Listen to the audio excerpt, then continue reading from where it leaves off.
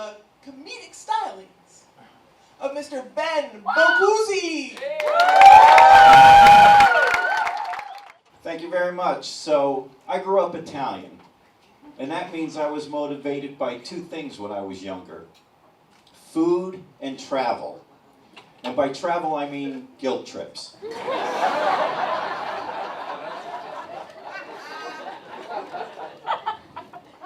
My mom pretty much booked all of my travel while I was young.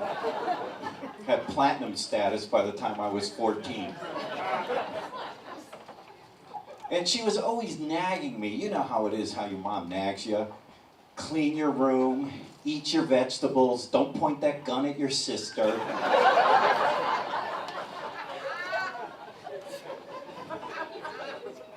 And food.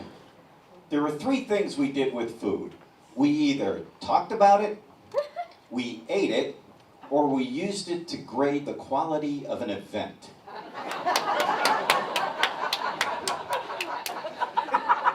And I'll tell you what I mean. So if I called my mom and said, "Hey, I went to a Super Bowl party," she would say, "How was the food?" If I went to a wedding, she would say, "How is the food?" If I went to Uncle Angelo's funeral, she'd say, "How did he look?" God, we're Italian, we're not savages.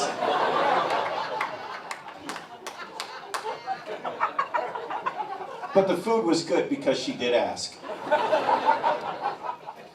So I've been happily married for 30 years.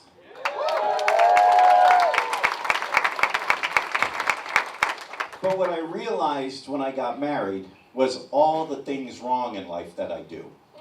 See, well, I got rid of my travel agent and got a life coach.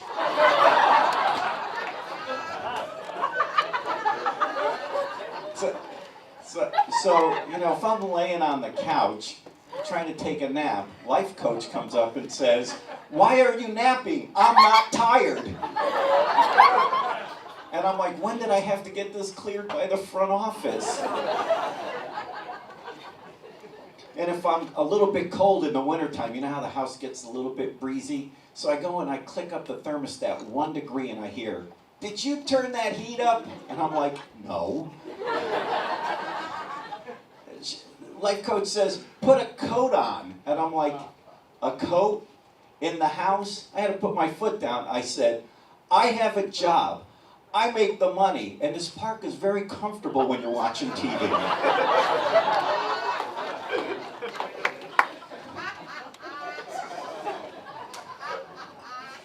So I recently retired after 30 years in the Navy.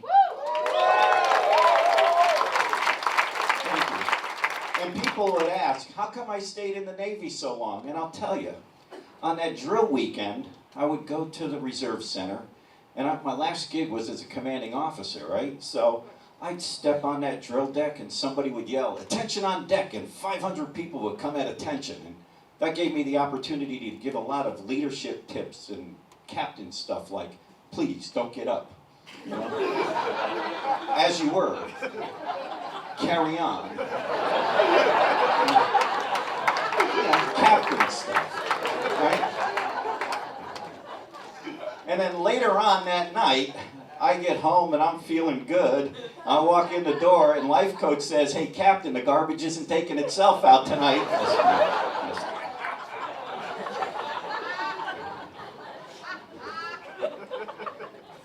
Did I mention I was Italian? Yeah, good, because I want to talk about food again. Heaven forbid, I want a snack when life coach isn't hungry. So I have to wait until she goes out of the house.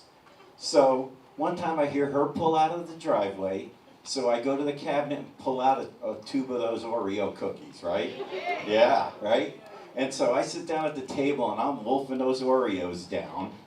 And then I look to my side, almost unfinished, and there are my two young boys pointing at me going, "We're telling Mom." And I got scared.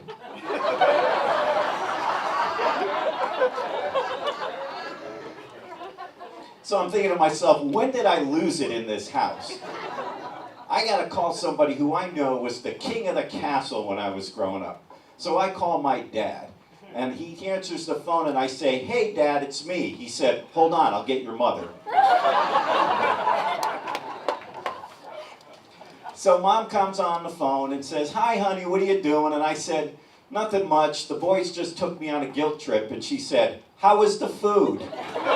Thank you, I had a really good time tonight.